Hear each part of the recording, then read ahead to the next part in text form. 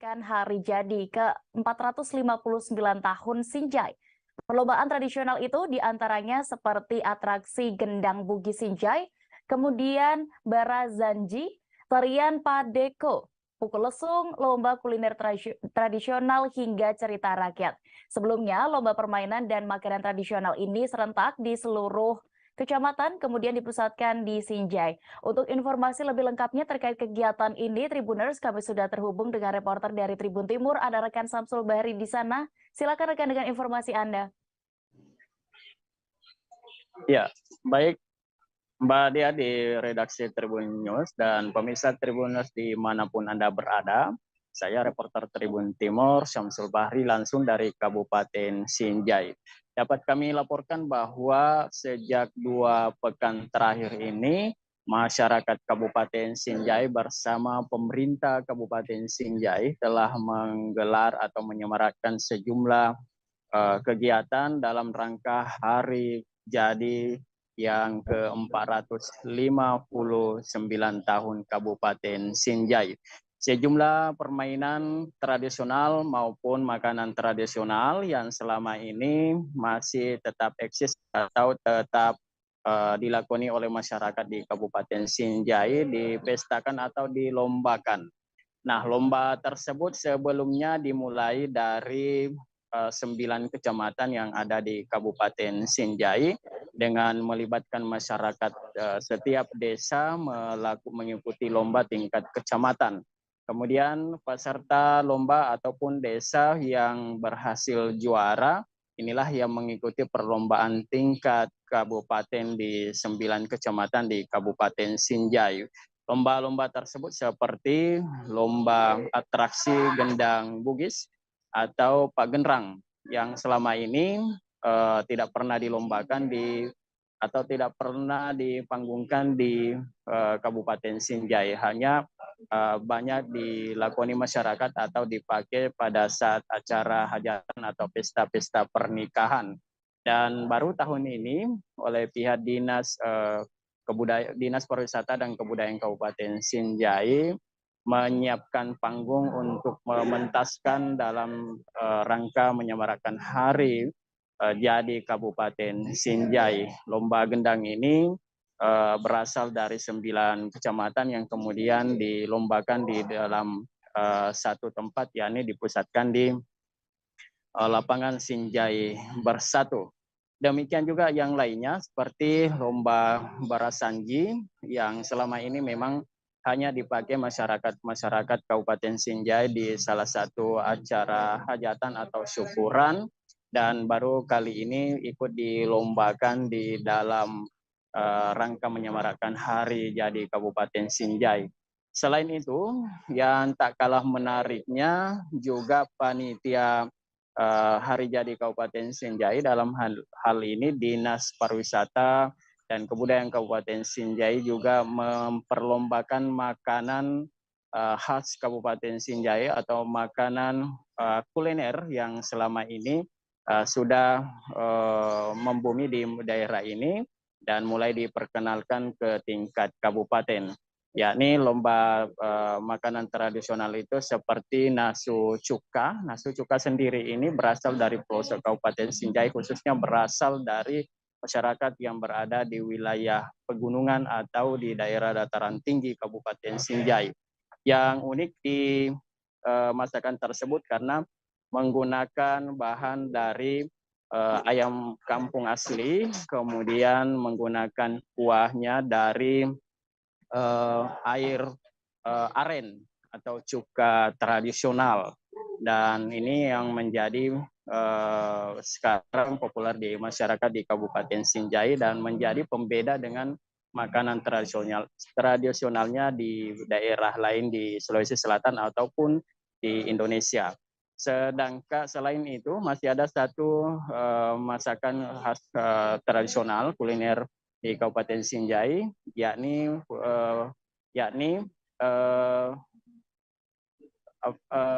berbentuk ikan kecil atau lahap bete. Lahap bete ini biasanya masyarakat Kabupaten Sinjai khususnya yang berada di wilayah pesisir pantai maupun di daerah pulau makanan tradisionalnya yang sedang populer saat ini lahap bete atau yang menggunakan ikan teri basah.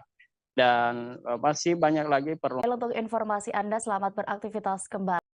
Kita menuju ke kali ini Tribuners akan diajak berjalan-jalan menengok sebuah pasar yang menjual ratusan ribu barang antik dari zaman ke zaman. Lokasinya berada di Jalan Surabaya, Menteng, Jakarta Pusat. Di sana ada sekira 120 pedagang yang menjual koleksi barang kuno yang estetik dan tidak lekang dimakan zaman meski sudah berusia puluhan bahkan ratusan tahun. Dan untuk informasi lebih detailnya terkait apa saja yang dijual di sana Tribuners, rekan kami Nuriatul Hikmah, reporter dari Warta Kota sudah berkunjung ke sana dan akan menginformasikannya untuk Anda. Silakan rekan. Ya, baik Dea, terima kasih. Benar sekali bahwasannya kami ataupun saya sendiri baru saja berjalan-jalan dan juga mengunjungi salah satu tempat yang ada di Jakarta Pusat, tepatnya di Jalan Surabaya. Nah, bisa Anda lihat ataupun jika Anda biasanya melihat trotoar itu difungsikan hanya sebagai pejalan kaki di Jalan Surabaya, Menteng, Jakarta Pusat, ini Anda akan bisa menengok sebuah pasar yang menjual ratusan ribu barang antik dari zaman ke zaman. Total sekira benar sekali tadi yang disebutkan oleh Dea, ada 120 pedagang yang menjual koleksi barang-barang kuno yang estetik dan juga tak lekang dimakan zaman. Meski sudah berusia puluhan tahun ataupun bahkan ratusan tahun. Seperti piringan hitam, kemudian keramik-keramik ukir, peralatan dapur kuno yang terbuat dari batu dan tanah liat, perhiasan dari batu giok dan juga lampu-lampu kristal. Ada pula berbagai peralatan tempur seperti perkapalan, kemudian juga senjata tradisional, alat musik, koin, lukisan, patung, hingga barang elektronik lainnya seperti TV tabung maksud kami, radio, mesin tik, telepon, dan juga jam pasir. Masing-masing dari pedagang tersebut memiliki kios sendiri yang sudah beratap. Luasnya bervariasi, ada yang berukuran 2 kali 1 meter, sampai dengan kios yang berukuran lebih dari 3 meter. Kendati begitu, Kepala Pasar Pasar Barang Antik Tamim ini mengatakan bahwasannya pasar tersebut mulanya berbentuk pasar tumpah yang tak bersekat dan juga tak beratap. Para pedagang biasanya menggelar tikar untuk menjajakan barang dagangannya dari pagi hingga sore hari. Dan juga mereka sudah ada sejak 1963, yang mana dulunya itu hanya berupa tikar saja yang digelar sembarang di trotoar. Baru ketika pemerintah membangun, itu kemudian dirapi-rapikan kembali dan juga akhirnya mereka kini memiliki sebuah toko. Nah, pada saat dulu juga memang dikasih seperti tenda, kemudian juga ada seperti meja-meja dan barang-barang tersebut disimpan di rumah-rumah warga. Kemudian nanti besok paginya mereka berjualan lagi seperti biasanya. Nah, kemudian dari diungkap oleh Tamim, dia sudah berjualan selama 45 tahun dan menurut dia kebanyakan pembeli merupakan warga lokal dan juga turis mancanegara.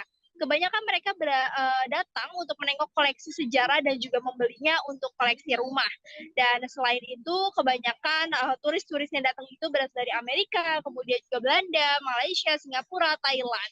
Nah, kemudian untuk barang-barang antik yang dijajakan di pasar barang antik di Jalan Surabaya ini sudah tercampur sebetulnya sama akulturasi dan juga duplikasi. Sehingga beberapa benda tidak lagi seoriginal dulu dan juga lebih murah harganya.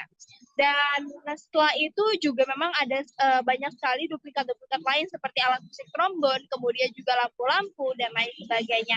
Karena menurut Tamim sendiri kalau misalkan memang dijualnya masih original itu pasti cepat habis dan juga harganya lebih mahal.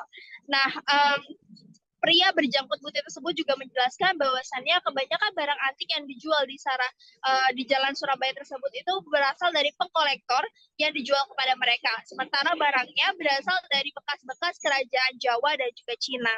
Nah, rata-rata barang antik di tempat itu dibanderol dengan harga 500.000 sampai dengan puluhan juta rupiah. Namun harga tersebut tentatif sesuai dengan barang yang dibeli dari juga penjualnya. Nah, memang sejak pandemi itu sendiri pasar barang antik di Jalan Surabaya ini agak sepi pembeli gitu. Pembelinya cukup redup, namun juga masih ada beberapa pedagang yang juga kerap mendapatkan pembeli. Namun udah beberapa tahun ataupun beberapa bulanan ini juga memang omset mereka itu jatuh karena pandemi itu sendiri dan juga minat terhadap barang antik itu sudah redup. Demikian Dea, kembali kepada Anda. Baik, Tribuners, rekan kami juga sudah mewawancarai langsung Ketua Pasar Barang Antik di Jalan Surabaya, yakni Haji Tamim, berikut liputannya. Ada tenda, ada kasih meja gitu kan. Meja. Jadi awal-awalnya kan sebenarnya dulu barang di belakang, nggak di depan. Taruh-taruh di rumah orang. Oke, kalau Bapak sendiri ini khusus jualan apa Pak? Maksudnya banyaknya barang antiknya? Kita campur ya, barang maupun ada macam campur. Biasanya di sini barang-barang dijual paling lama dari tahun berapa Pak? Ya ditambah yang ada yang relatif lah. Ada yang umur 10, ada yang 100, yang 100 lebih. Katanya ada yang dari abad-abad kayak ke abad ke-15, terus juga peninggalan dinasti apa gitu. Ada Pak betul? Ada tuh kan barang dari Cina itu kan, keramik. Itu memang peninggalan kerajaan atau bagaimana Pak? Ya dulu mungkin adanya kan di rumah-rumah orang-orang itu kan punya orang-orang yang kolektor lah kan dijual kadang kan. Di barang muter gitu aja. Oh jadi ini tuh barang-barang yang di sini artinya hasil orang yang menjual dan Bapak membeli atau bagaimana Ya, Pak? hasil orang jual kita beli gitu.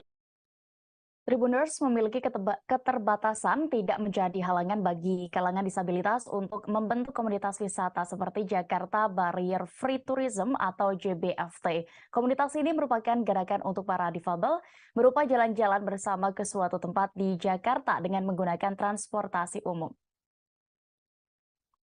Alasan berdirinya JBFT adalah untuk mewujudkan wisata aksesibel di Jakarta. Lalu bagaimana kegiatan mereka yang terbaru ini, Tribuners? Liputan lengkapnya akan disampaikan rekan Ramadan, reporter dari Warta Kota yang sudah bergabung bersama kami di sana. Silakan rekan. Ya, terima kasih rekan Dea. Dapat saya informasikan bahwa Jakarta Barrier Free Tourism atau JBFT merupakan kegiatan berwisata bersama penyandang disabilitas untuk melakukan edukasi kepada semua kalangan mengenai inklusivitas terhadap disabilitas. Karena penyandang disabilitas juga memiliki hak sama untuk bisa berpariwisata secara mandiri, aman, dan nyaman.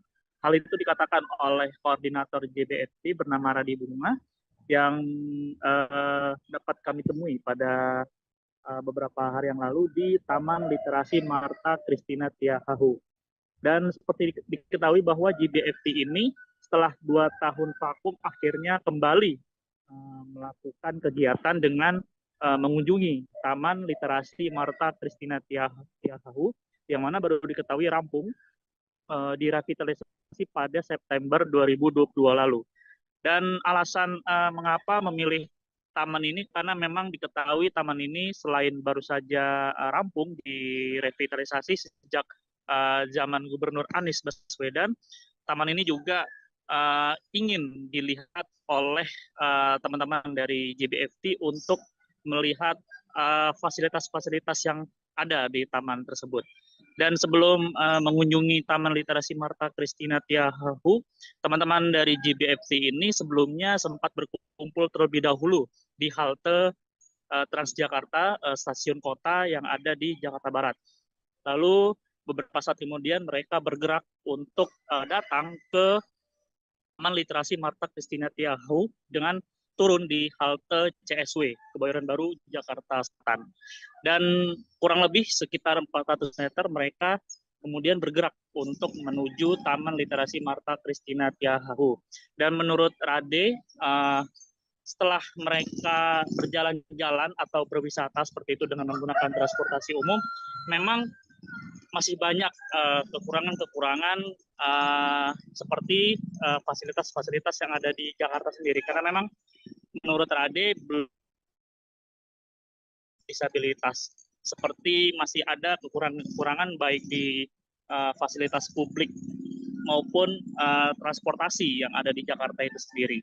Dan menurut Rade, apabila ingin bergabung dengan JBFT ini, tidak hanya penyandang disabilitas saja yang dapat bergabung, namun non-disabilitas juga dapat bergabung. Dan seperti diketahui bahwa JBFT ini sudah ada sejak tahun 2012 lalu. Dan seperti yang disampaikan sebelumnya, memang alasan mengapa JBFT ini didirikan karena alasannya adalah untuk agar teman-teman penyandang disabilitas ini dapat melihat secara langsung seperti apa fasilitas publik maupun transportasi untuk para disabilitas. Dan selain itu juga untuk mewujudkan wisata aksesibel di Jakarta. Karena menurut Rade, penyandang disabilitas juga memiliki hak sama untuk bisa berwisata secara mandiri. Dan Rade juga menjelaskan bahwa kegiatan JBFT ini meliputi jalan-jalan wisata seru, menambah wawasan, menghadapi tantangan, dan menggunakan fasilitas serta transportasi umum sembari mengedukasi publik tentang disabilitas. Menurut dia, dan seperti yang tadi saya bilang bahwa memang apabila ingin bergabung dengan JBFT tidak hanya penyandang disabilitas saja yang dapat bergabung, namun non-disabilitas juga dapat bergabung seperti itu. Dan selama berdirinya JBFT ini memang banyak kendala atau rintangan yang dihadapi, seperti yang diungkapkan oleh Catur Sigit selaku pengurus JBFT. Menurut dia memang masih ada fasilitas publik yang perlu diperhatikan untuk penyandang disabilitas. Beberapa kendalanya misalkan seperti perbedaan ketinggian yang terlalu tinggi di halte maupun stasiun seperti itu. Dan juga ada kadang-kadang juga petugas kata dia belum memiliki perhatian untuk penyandang disabilitas dan lebih mengutamakan atau memprioritaskan non-disabilitas seperti itu. Dan juga integrasi antar moda yang disampaikan oleh Catur masih tidak mengakomodir penyandang disabilitas, terutama untuk pengguna kursi roda. Dan lebih lanjut, JBFT berharap agar pemerintah provinsi atau Pemprov DKI Jakarta dapat lebih memperhatikan transportasi dan fasilitas publik bagi penyandang disabilitas itu sendiri. Sekian, rekan Dea. Baik, terima kasih rekan Ramadan untuk informasi Anda. Selamat beraktivitas kembali. Dan berikut Tribuners kami tampilkan keterangan dari Koordinator JBFT Rade Bunga selengkapnya.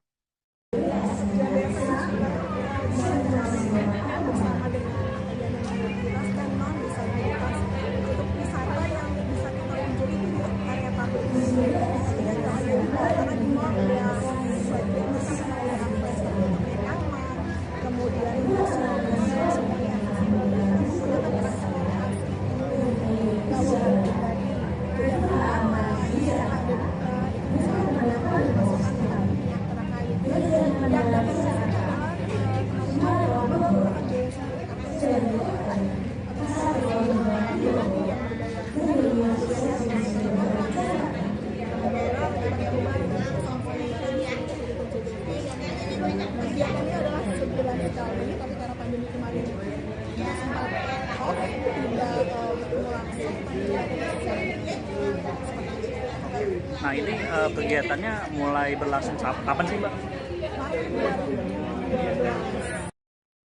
Ada kabar gembira untuk umat muslim yang hendak melaksanakan ibadah umroh dalam waktu dekat. Direktorat Jenderal Imigrasi Kementerian Hukum dan Hak Asasi Manusia atau HAM telah mencabut syarat penggunaan rekomendasi Kementerian Agama untuk pengurusan paspor umroh. Kebijakan ini baru saja diumumkan oleh Jubir Kemenak Ana Hasbi di Jakarta pada Minggu 26 Februari 2023 kemarin.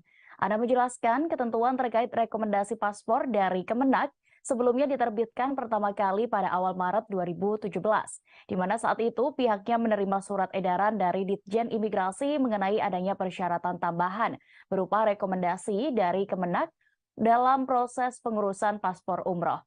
Kemenak saat itu diminta memberitahukan kepada Kemenak di kabupaten atau kota tentang adanya persyaratan tambahan agar mereka bisa menindaklanjutinya. Kini syarat surat rekomendasi itu pun sudah tidak diperlukan lagi. Terpisah, Dirjen Imigrasi Silmi Karim membenarkan pencabutan rekomendasi dari Kemenak yang sudah tidak menjadi syarat pengurusan paspor untuk umroh. Aturan baru itu juga sudah dibahas saat audiensi Dirjen Imigrasi dengan Dewan Pengurus Pusat Asosiasi Muslim Penyelenggara Haji dan Umroh Republik Indonesia di Jakarta pada Selasa 21 Februari lalu. Dengan kebijakan ini diharapkan masyarakat tidak lagi merasa dipersulit mengenai persyaratan dalam melakukan ibadah. Silmi menegaskan imigrasi selalu berkomitmen untuk melayani secara maksimal jemaah haji dan umroh, baik pada saat pembuatan paspor maupun dalam proses keberangkatan dan pulang dari dari dan ke tanah air. Silmi menjelaskan permohonan paspor diatur dalam Peraturan Menteri Hukum dan HAM tahun 2022 pasal 4. Sementara untuk pencabutan syarat rekomendasi dari Kemenak sudah tercantum dalam surat Direktur Jenderal Imigrasi tentang pelayanan penerbitan paspor RI bagi jemaah haji dan umroh tertanggal 22 Februari 2023. Sehubungan dengan hal itu, Silmi pun menegaskan bahwa meski kini aturan rekomendasi Kemenak sudah dicabut, Dirjen Imigrasi masih akan terus melakukan pengawasan. Pihaknya juga mengatakan akan tetap melakukan pemeriksaan terhadap pemohon paspor yang diduga dapat melakukan penyalahgunaan. Nantinya pemeriksaan itu dilakukan di kantor imigrasi serta tempat pemeriksaan imigrasi atau TPI melalui wawancara singkat oleh petugas.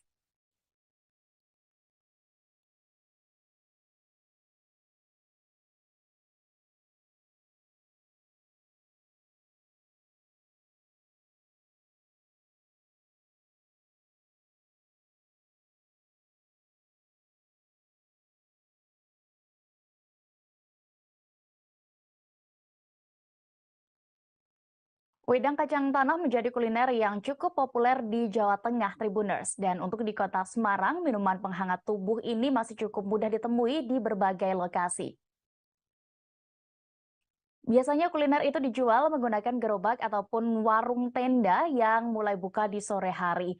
Kuliner melegenda itu diantaranya bisa ditemui di Jalan Kimangun Sarkoro, Semarang Tengah. Dan saat ini kami sudah terhubung dengan rekan Idayatul Rohmah, reporter dari Tribun Jateng, yang akan menginformasikan kepada kita bagaimana rasa dari wedang kacang ini. Silakan rekan. Ya baik, terima kasih rekan Dea. Tribuners, memang ya musim hujan begini memang pas sekali rasanya kalau cari wedang untuk menghangatkan tubuh. Nah, salah satu yang mungkin bisa Tribuners coba yaitu wedang kacang tanah ketika mungkin Tribuners sedang ada di kota Semarang seperti itu. Nah, wedang kacang tanah sendiri merupakan kudapan yang cukup populer ya di Jawa Tengah, termasuk juga di Semarang ini. Wedang kacang tanah ini memiliki rasa yang manis untuk kuahnya, dan kemudian untuk kacang tanahnya sendiri ini memiliki tekstur yang empuk, sehingga ini memang pas sekali untuk disantap ketika sore hari, ketika mungkin di situasi hujan atau mungkin juga ketika panas bisa disantap dengan es seperti itu. Nah, biasanya kuliner ini dijual menggunakan gerobak ataupun juga warung tenda yang biasa mulai buka di sore hari. Nah, salah satu penjual wedang kacang tanah ini yaitu Bu Sriyati namanya. Ia menjual wedang kacang tanah ini di sebuah warung tenda yang yaitu tepatnya di Jalan Kimangun Sarkoro, Semarang Tengah. Nah, di warung tenda tersebut Bu Sriyati menyediakan menu wedang kacang tanah ini bersama beberapa menu wedang lainnya yang cukup populer juga, yaitu ada kacang hijau dan juga wedang durian. Dia membuka warung ini mulai pukul 14.30 sampai 22.00 atau sekitar 10 malam. Nah, pantauan saya pada Sabtu kemarin, warung tenda Bu Sriyati ini terlihat dipadati pembeli. Mereka rela antre untuk mendapatkan kudapan yang salah satunya adalah wedang kacang tanah ini. Nah, setelah saya tanyakan langsung ke Bu Sri, rupanya wedang kacang tanah ini telah dijual sejak tahun 1975. Bu Sri merupakan generasi ketiga meneruskan usaha dari kakek dan juga ayahnya. Nah, adapun wedang Bu Sri ini dijual sekitar Rp90.000 per porsi. Orang-orang selain dapat menu dalam keadaan hangat juga bisa memilih menu es, baik es kacang tanah, kacang hijau maupun es durian. Nah, selain wedang, Tribuners, menariknya di warung itu juga tersedia beraneka makanan ya, mulai makanan berat maupun juga ada kudapan-kudapan seperti itu. Nah, diantaranya ada arem-arem, ada bakmi, kemudian bihun, lumpia, kroket, risol, siomay basah, dan lain sebagainya. Nah, adapun aneka jajanan tradisional ini bakal bervariasi ya pemirsa, antara Rp1.000 sampai Rp4.000.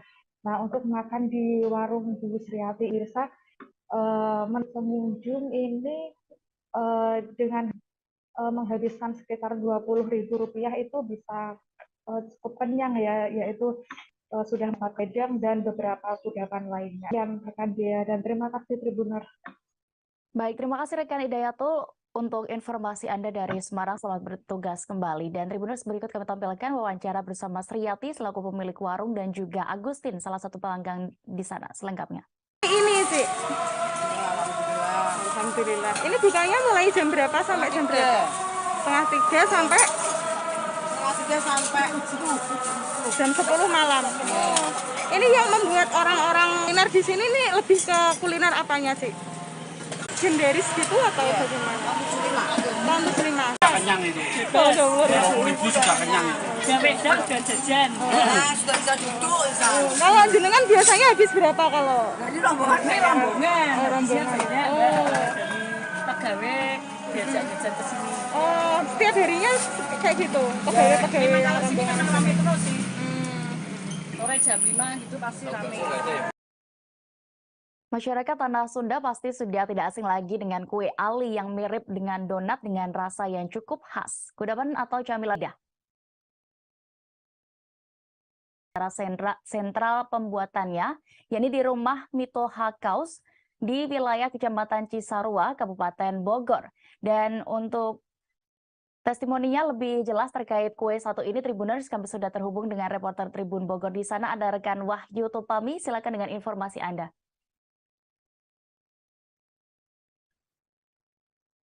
Halo Dea, ya selamat sore Tribuners. Kue ali ini buatan Mitoha ya. Kue ali ini dimodifikasi gitu. Yang dulunya kue ali ini hanya berasa manis ya, khas gula gitu. Sekarang di Mitoha ini, di rumah produksinya ini, kue ali ini dicampur gitu. Dicampur dengan ijen, dengan biji-bijian ya. Kemudian ada juga rasa nanas, rasa durian juga ada. Nah, cuman untuk saat ini hanya baru 2 gitu. Di Mitoha ini, kue ali ini ada yang dibumbui dengan biji-bijian, juga ada rasa durian. Kemudian akan dikembangkan juga rasa nanas. Saat ini kue ali buatan Mitoha ini sudah dijual di toko-toko yang berada di kawasan puncak, khususnya daerah wisata ya. Sudah ditaruh di berbagai kawasan wisata. Beliau juga telah melebarkan sayapnya, sayap bisnisnya gitu. Saat ini kue ali juga bisa didapatkan di Kota Bogor, termasuk di daerah Surya Kencana. Jadi buat Tribuners yang jalan-jalan ke Bogor, jangan lupa cobain kue ali. Rasanya akan beda dengan kue ali yang dulu zaman kita semua masih anak-anak ya. Cobain kue ali rasanya normatif banget gitu. Datar sekarang kue ali ini sudah dibuat lebih kekinian dan transformatif gitu ya. Dea, mungkin itu saja yang dapat saya sampaikan dari Cisarua, Kabupaten Bogor. Baik, terima kasih rekan Wahyu Topami untuk informasi Anda. Selamat beraktivitas kembali. Kita menuju informasi berikutnya, Tribuners. Publik pasti tidak asing melihat di jalan raya atau mendengar kendaraan berjenis sepeda motor bernama Honda PCX. Pada pameran otomotif Indonesia International Motor Show atau IIMS 2023 ini, Honda PCX nampak ditampilkan pada display booth Astra Honda Motor di G-Expo Kemayoran, Pademangan, Jakarta Utara. Namun Tribuners, display motor itu pun berbeda dengan jenis yang kerap ditemukan di jalan raya. Sebab PCX di booth ini memiliki tenaga daya utamanya dari listrik. Lalu bagaimana, Tribuners? Kami sudah terhubung dengan rekan Randy Rutama, reporter dari Warta Kota yang akan menginformasikan lebih detail terkait motor satu ini. Silakan rekan. Baik, terima kasih rekan Dea dan selamat sore Tribuners. PCX atau Honda PCX Electric kali ini ditampilkan di acara pameran Indonesia International Motor Show 2023 atau yang biasa kerap dikenal dengan IIMS 2023 yang dilakukan atau dilaksanakan di G-Expo Kemayoran, Jakarta Utara.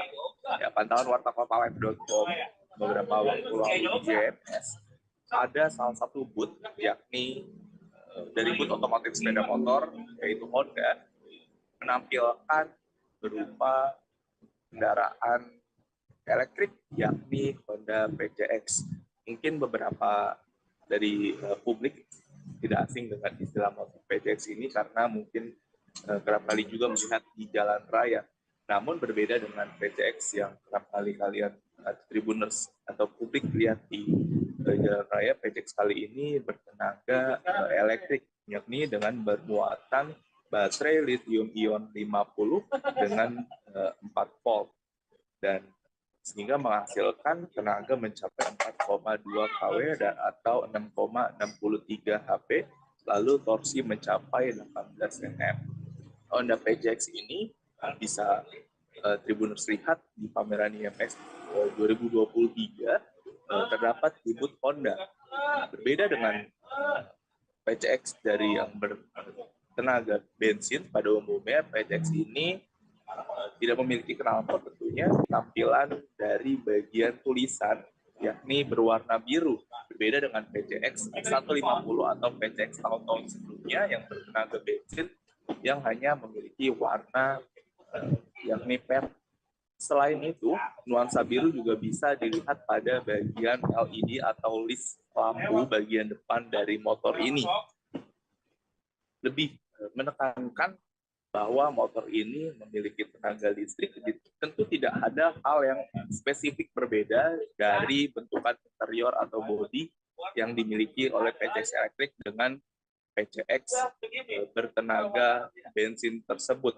Selain itu, perbedaan juga terlihat pada bagian belakang, yakni dalam segi spakbor belakang, di mana untuk PCX bertenaga bensin, PCX tersebut memiliki spakbor yang memanjang, namun jika di PCX elektrik hanya memiliki spakbor yang menutupi bagian ban belakang saja, seperti jika publik lihat atau Tribuners lihat mungkin seperti tampilan motor trondol tidak atau spakbornya tidak memanjang dan hanya memiliki lebih kurang ketinggian mencapai lebih kurang 40 hingga 45 cm.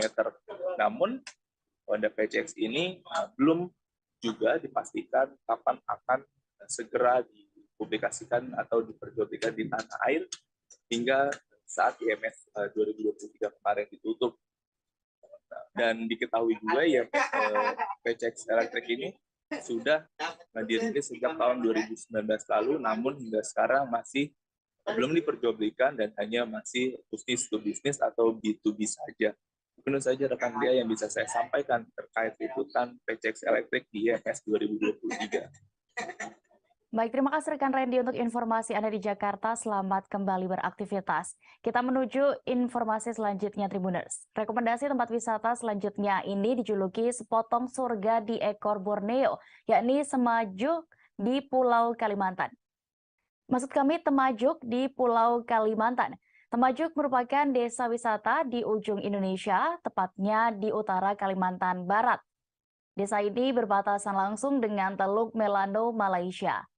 Hamparan pasir yang memanjang 66 km ditambah panorama alam yang indah membuat Temajuk dijuluki sepotong surga di Borneo.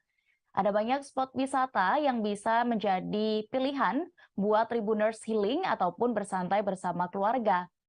Untuk bisa sampai ke sana, Tribuners, kamu harus menempuh jarak 449,5 km atau sekira 8 jam 20 menit perjalanan dari kota Pontianak. Tribuners bisa memilih jalur Sajingan ataupun melalui Sekura di Kecamatan Teluk Keramat. Saat ini kondisi jalan pun sudah sangat bagus, jadi Tribuners tidak perlu khawatir untuk bisa segera datang ke sini.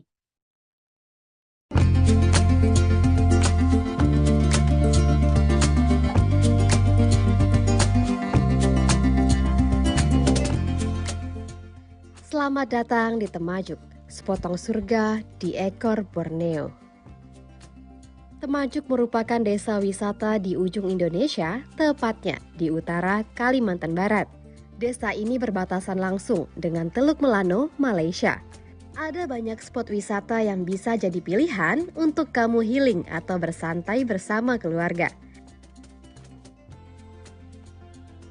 Assalamualaikum warahmatullahi wabarakatuh. Kalimantan Barat mempunyai satu destinasi wisata terpendam, yaitu Pantai Temajuk. Pantai ini sangat indah, bersih. Konon katanya terbentang lebih dari puluhan kilometer. Tidak banyak dunia memiliki pantai sepanjang ini. Temajuk surga dunia yang terpendam yang ada di Kalimantan Barat. Bahkan Indonesia. Sepanjang pantai dengan pohon-pohon besar dan rindang tertata rapi dengan penangkaran penyunya yang sangat menarik. Masyarakat bisa berwisata alam sekaligus wisata edukasi menjaga kelestarian alam.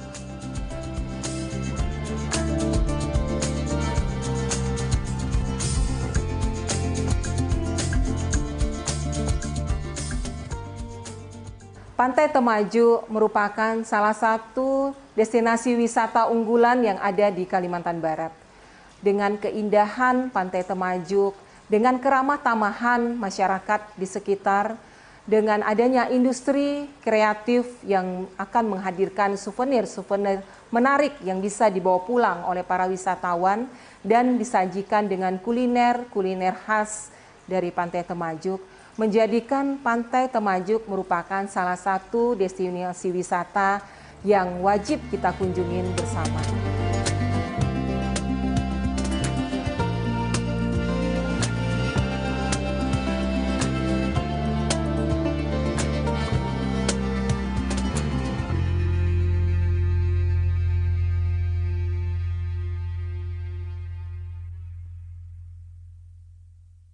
Bismillahirrahmanirrahim. Assalamualaikum warahmatullahi wabarakatuh. Salam sejahtera bagi kita semua. Shalom, Om Swastiastu.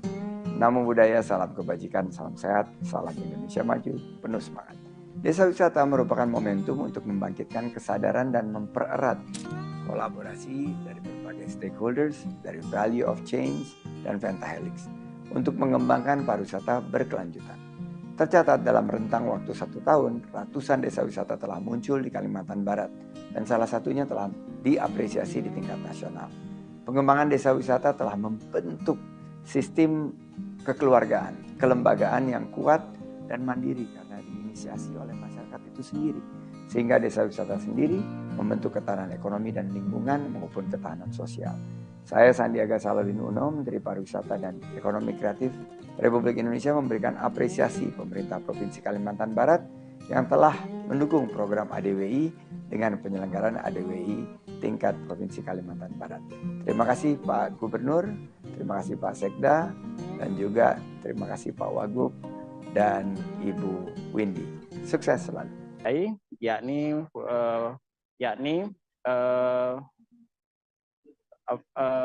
Berbentuk ikan kecil atau lahap bete. Lahap bete ini biasanya masyarakat Kabupaten Sinjai khususnya yang berada di wilayah pesisir pantai maupun di daerah pulau, makanan tradisionalnya yang sedang populer saat ini lahap bete atau yang menggunakan ikan teri basah. Dan masih banyak lagi perlombaan-perlombaan tradisional yang kemudian menyemarakan hari jadi Kabupaten Sinjai. Mbak Dea, yang sementara ini masih berlangsung hingga akan ditutup pada malam nanti di lapangan Sinjai Bersatu. Baik, terima kasih rekan Samsul Bahri untuk informasi Anda dari Kabupaten Sinjai. Selamat beraktivitas kembali. Kita beralih ke informasi berikutnya di Aceh Tribuners. Ratusan ibu-ibu serta muda-mudi di Gampong Baroh, Barat Yaman, Kecamatan Mutiara menggelar Toat Apam Massal pada Minggu 26 Februari 2023 kemarin. Kegiatan ini diselenggarakan untuk menyambut bulan suci Ramadan 1444 Hijriah. Hajatan Toat Apam secara massal sekaligus sebagai tradisi dalam mempertahankan khasanah budaya Aceh. Dan untuk informasi lebih detailnya terkait kegiatan ini, Tribuners, kami sudah terhubung dengan rekan Idris Ismail di sana. Silakan rekan dengan informasi Anda. Ya, baik. Selamat sore Tribuners sekalian dimanapun berada. Saya Idris Ismail dari Kabupaten Pidi. melaporkan kegiatan tradisi masyarakat Kabupaten Pidi menjelang bulan suci Ramadan 1444 Hijriah. Jadi salah satu desa di Kabupaten Pidi yaitu Gampung Baru Barat Yaman, tepatnya di Bernun, Kecamatan Mutiara, Pidi. Jadi menjelang bulan suci Ramadan 1444 Hijriah, ini sudah menjadi tradisi mereka bersama kaum ibu-ibu atau kaula dan muda-mudi dari kalangan perempuan juga ini, dan termasuk panitianya melakukan tradisi kuliner khas Aceh yaitu Tet Apam. Tet Apam dalam di Indonesia kan ini adalah tradisi masak serabi. Jadi serabi ini di khas apam ini berasal dari bahasa Arab yaitu afwan. Afwan artinya saling memaafkan. Jadi sebelum memasuki bulan Ramadan biasanya tradisi ini dilakukan untuk kue kuliner khas ini akan dibagikan kepada masyarakat di sekelilingnya. Jadi para ibu-ibu ada 130 kaum ibu-ibu itu secara massal memasak serabi atau apam. Ini untuk selanjutnya dibagi-bagikan kepada masyarakat sekitar, dan selanjutnya duduk secara bersama-sama di salah satu pojok menasah atau surau di Aceh namanya menasah, untuk selanjutnya dibaca doakan. Selanjutnya akan digelar kenduri secara bersama-sama. Jadi tradisi kuliner ini sudah merakyat dan menjadi budaya khas, terutama di Kabupaten Pidi. Dan di Kabupaten Pidi sendiri ada 730 desa secara bersamaan di bulan, terutama bulan Rajab dan bulan Sya'ban ini juga akan melakukan kegiatan adat tradisi Aceh yang sangat kental. Ini panitia di sana yaitu Gus Syekh Rashidin, dilakukannya tradisi ini sebagai untuk melindungi khasanah budaya Aceh yang kental. Jadi kepada kaula muda-mudi ini akan diberikan beberapa edukasi untuk agar adat ini tidak lekang digerus daripada zaman. Jadi adat ini mengandung makna yang sangat besar, yaitu seperti yang saya singgungkan tadi Tribuner, bahwa apam artinya afwan, artinya saling memaafkan sebelum memasuki bulan suci Ramadan. Sehingga bulan suci Ramadan pelaksanaan ibadahnya tanpa sekeliling publik atau sosial akan terjadi dengan saling memaafkan. Demikian Tribuner, selamat sore dan saya kembali ke Baik, studio. terima kasih rekan Idris Ismail untuk informasi Anda. Selamat beraktivitas kembali. Kita menuju ke informasi berikutnya. Kali ini Tribuners akan diajak berjalan-jalan menengok sebuah pasar yang menjual ratusan ribu barang antik dari zaman ke zaman. Lokasinya berada di Jalan Surabaya, Menteng, Jakarta Pusat. Di sana ada sekira 120 pedagang yang menjual koleksi barang kuno yang estetik dan tidak lekang dimakan zaman meski sudah berusia puluhan bahkan ratusan tahun. Dan untuk informasi lebih detailnya terkait apa saja yang dijual di sana, Tribuners, rekan kami Nuriatul Hikmah, reporter dari Warta Kota, sudah berkunjung ke sana dan akan menginformasikannya untuk Anda. Silakan rekan. Ya, baik Dea, terima kasih. Benar sekali bahwasannya kami ataupun saya sendiri baru saja berjalan-jalan dan juga mengunjungi salah satu tempat yang ada di Jakarta Pusat, tepatnya di Jalan Surabaya. Nah, bisa Anda lihat ataupun jika Anda biasanya melihat trotoar itu difungsikan hanya sebagai pejalan kaki di Jalan Surabaya, Menteng, Jakarta Pusat, ini Anda akan bisa menengok sebuah pasar yang menjual ratusan ribu barang antik dari zaman ke zaman. Total sekira benar sekali tadi yang disebutkan oleh Dea, ada 120 pedagang yang menjual koleksi barang-barang kuno yang estetik dan juga tak lekang dimakan zaman. Meski sudah berusia puluhan tahun ataupun bahkan ratusan tahun. Seperti piringan hitam, kemudian keramik-keramik ukir, peralatan dapur kuno yang terbuat dari batu dan tanah liat, perhiasan dari batu giok, dan juga lampu-lampu kristal. Ada pula berbagai peralatan tempur seperti perkapalan, kemudian juga senjata tradisional, alat musik, koin, lukisan, patung, hingga barang elektronik lainnya seperti TV tabung maksud kami, radio, mesin tik, telepon, dan juga jam pasir. Masing-masing dari pedagang tersebut memiliki kios sendiri yang sudah beratap. Luasnya bervariasi, ada yang berukuran 2 kali 1 meter, sampai dengan kios yang berukuran lebih dari 3 meter. Kendati begitu, Kepala Pasar Pasar Barang Antik Tamim ini mengatakan bahwasannya pasar tersebut mulanya berbentuk pasar tumpah yang tak bersekat dan juga tak beratap. Para pedagang biasanya menggelar tikar untuk menjajakan barang dagangannya dari pagi hingga sore hari.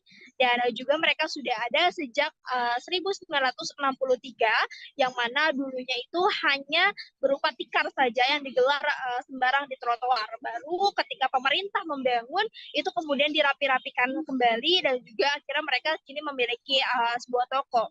Nah, pada saat dulu juga memang dikasih seperti tenda, kemudian juga ada seperti meja-meja, dan barang-barang tersebut disimpan di rumah-rumah warga. Kemudian nanti besok paginya mereka berjualan lagi seperti biasanya.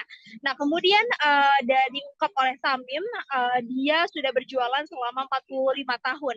Dan menurut dia, kebanyakan pembeli merupakan warga lokal dan juga turis mancanegara. Kabupaten ini yang menarik untuk dikunjungi. Pasalnya, ada berbagai destinasi wisata lain yang memiliki panorama alam indah yang sayang untuk dilewatkan. Nah, pertama ada Mangli Sky View. Kawasan ini menjadi rekomendasi tempat wisata yang ada di sebelah timur Gunung Sumbing, tepatnya di Desa Mangli, Kecamatan Kaliangkrik. Mangli Sky View berada di ketinggian 1.570 meter di atas permukaan laut. Destinasi satu ini menawarkan panorama alam yang indah Tribuners. Berlatar belakang 9 gunung, yakni ada Gunung Merapi, Merbabu, Andong, Telomoyo, kemudian Tidar, Giyanti, Ungaran, dan Sumbing.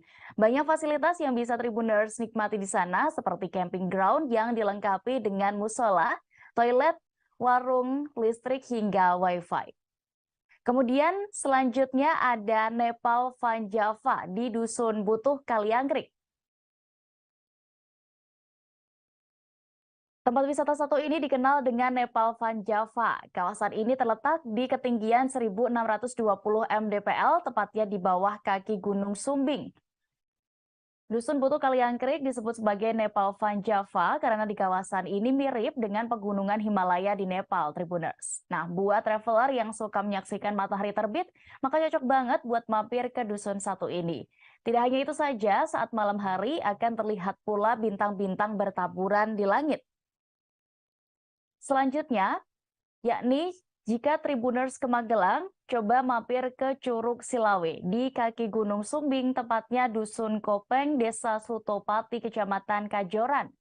Curug Silawe dengan ketinggian mencapai 60 meter ini memiliki air terjun jernih dan segar, serta dikelilingi pepohonan hijau yang asri dan sejuk. Dikarenakan lokasi Curug Silawe ini jauh dari keramaian kota dan masih asri, maka pas banget buat traveler yang mau healing dari kesibukan sehari-hari. Selanjutnya, bagi Tribuners yang ingin melihat matahari terbit, sekaligus menikmati udara yang sejuk, juga bisa mampir ke Puntuk Setumbu. Puntuk Setumbu ini berlokasi di Jalan Borobudur, Ngadi Harjo, kilometer 4, Karangrejo, Borobudur, Kabupaten Magelang. Destinasi wisata dengan ketinggian 1.300 mdpl ini cocok dijadikan spot foto menarik karena berlatar belakang Candi Borobudur. Kelima, ada Taman Ramadhanu yang bisa menjadi alternatif wisata Magelang dengan konsep taman bunga ala Belanda. Taman ini dipenuhi dengan bunga celosia lengkap dengan kincir angin ala Belanda, Tribuners. Lokasinya ada di Dusun Danurojo, Sambiroro, Jamus, Kauman, Ngluwar, Kabupaten Magelang. Taman Ramadhanu diisi sekira 15.000 bunga celosia dan menyajikan spot foto menarik dikelilingi bunga hingga spot bunga sakura yang cantik.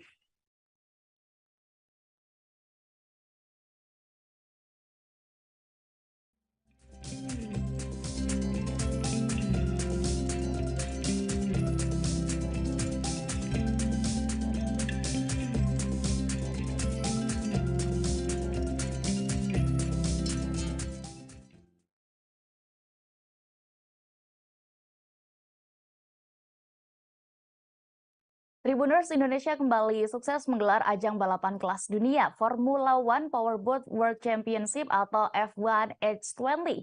Presiden Joko Widodo menjadi saksi keberhasilan F1 Powerboat pertama di tanah air ini yang berlangsung di Danau Toba, Sumatera Utara pada 24 hingga 26 Februari 2023. Final balapan kelas dunia ini telah selesai digelar pada Minggu 26 Februari 2023 kemarin. Pebalap Storomoy Racing, Bartek Marzalek, keluar sebagai pemenangnya. Kemudian di tempat kedua ada pebalap dari tim Sarjah, yakni Sabiselio. Lalu pebalap dari tim Victory, Eric Starr mengamankan podium ketiga. Acara pun ditutup dengan proses penyerahan trofi kepada para juara oleh sejumlah pejabat negara termasuk Presiden RI Joko Widodo. Menteri Pemuda dan Olahraga Republik Indonesia, Zainuddin Amali, menyerahkan trofi kepada juara ketiga pada race pertama. Disusul Menteri Koordinator Kemaritiman dan Investasi, Luhut Binsar Panjaitan, memberikan trofi kepada Semi Selio. Setelahnya, Presiden Joko Widodo memberikan trofi kepada sang juara race pertama, yakni Bartek Marzalek. Pebalap dari Storomoy Racing itu diketahui meraih poin penuh seusai melangsungkan balapan selama 30 menit dan melibas sirkuit sepanjang 2,2 km sebanyak 18 lap. Presiden Joko Widodo, Menko Luhut, dan Menpora Amali kemudian memberikan selamat kepada para pemenang, dilanjutkan dengan sesi foto bersama. Dalam keterangan persnya, Jokowi mengatakan setelah F1 Powerboat, pemerintah juga terus berupaya untuk menjajaki berbagai ajang internasional berbasis olahraga agar bisa digelar di Indonesia. Dia juga menilai bahwa ajang-ajang internasional dapat membantu mengenalkan daerah yang menyelenggarakan serta memacu pertumbuhan ekonomi. Ya, saya bicara apa adanya ya. Ini sebuah event yang sangat seru sekali dan saya juga baru pertama kali melihat F1 Powerboat ini dan kita harapkan event-event internasional ini bisa membangun brand setiap daerah di sini. Di Danau Toba ada F1 Powerboat, nanti di Mandalika ada MotoGP, di Jakarta ada Formula E, nanti di Mandalika ada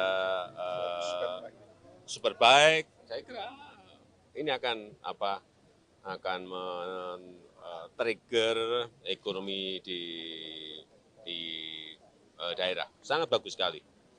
Bisa sampaikan akan men-trigger pertumbuhan ekonomi. Kalau ini ramai terus seperti ini, nanti dalam 1, 2, 3 akan muncul pasti pembangunan hotel baru. Menteri Koordinator Bidang Kemaritiman dan Investasi atau Menko Marves, Luhut Binsar Panjaitan mencoba sensasi menaiki perahu motor F1 Powerboat di Danau Toba, Sumatera Utara pada Minggu 26 Februari kemarin. Selain Luhut, Menteri Pariwisata dan Ekonomi Kreatif Sandiaga Salahuddin Uno turut menjajal pengalaman seru tersebut.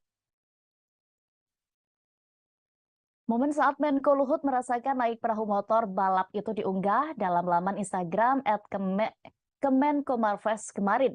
Dalam keterangan unggahan disebutkan, Luhut merasakan sensasi naik kapal dengan kecepatan kurang lebih 200 km per jam. Terlihat dalam video, ia mengenakan kemeja putih serta celana hitam dilengkapi helm dan pelampung. Selain itu, Menko Marves juga mendapatkan kehormatan untuk mengibarkan bendera merah putih. Luhut pun berparade di lintasan F1 Powerboat bersama para pebalap sebelum laga hit race pertama dimulai. Tak hanya Menko Marves, Menparekraf Sandiaga Uno juga membagikan aksinya saat menjajal kapal motor balap kelas dunia itu. Dalam video yang diunggah Instagram resmi dari @pesona.indonesia, Sandiaga tampak sangat antusias menaiki powerboat lengkap dengan alat keselamatannya. Disebutkan, speed kapal itu bisa mencapai 261 km per jam. Menurutnya, sensasi menaiki powerboat F1 itu rasanya jantungnya seperti akan copot. Sementara itu, saat jumpa pers di Media Center F1 Powerboat Danau Toba pada Minggu kemarin, Sandiaga Uno mengungkapkan dampak positif dari ajang kelas dunia ini. Ia menyebutkan sebanyak 25.000 orang wisatawan telah berkunjung ke Danau Toba selama ajang F1 Powerboat 2023 pada tanggal 25 hingga 26 Februari kemarin. Diharapkan dengan berlangsungnya event internasional seperti F1 Powerboat ini, Danau Toba dan pariwisatanya bisa segera bangkit. Selain itu, juga semakin banyak yang tahu keindahan dan kemegahan danau vulkanik terbesar di dunia ini. Bagaimana antusiasme masyarakat dan tentunya penyelenggaraan F1 Powerboat Lake Toba ini direncanakan dan kami targetkan akan dihadiri 25.000 wisatawan, dan dari pandangan dan pantauan kita kelihatannya melebihi, dan ini nanti akan dilaporkan secara detail setelah kita akan mendapatkan angka-angka terakhir. Saya ingin berterima kasih kepada InJourney, Kementerian BUMN, Panitia Pelaksana Pusat yang tentunya dipimpin oleh Pak Menko Luhut Binsar Panjaitan, Bapak Menpora juga hadir sebagai Ketua Panpel, Kemenko Marves selaku koordinator event, dan tim F1 H2O yaitu UIF dan H2O Racing. Terima kasih atas kepercayaan kepada Indonesia, terutama kepada Danau Toba dan Bali Day, karena ini adalah yang pertama diselenggarakan dan ini merupakan sebuah sejarah. Informasi tadi sekaligus menutup perjumpaan kita dalam live Tribun Travel Update hari ini, Tribuners. Jangan lupa terus saksikan live Travel Update setiap hari untuk mengetahui informasi terkini terkait wisata dan juga kuliner daerah di seluruh kanal Tribun Network. Saya Diamita beserta seluruh kru yang bertugas pamit. Terima kasih atas kebersamaan Anda. Sampai jumpa.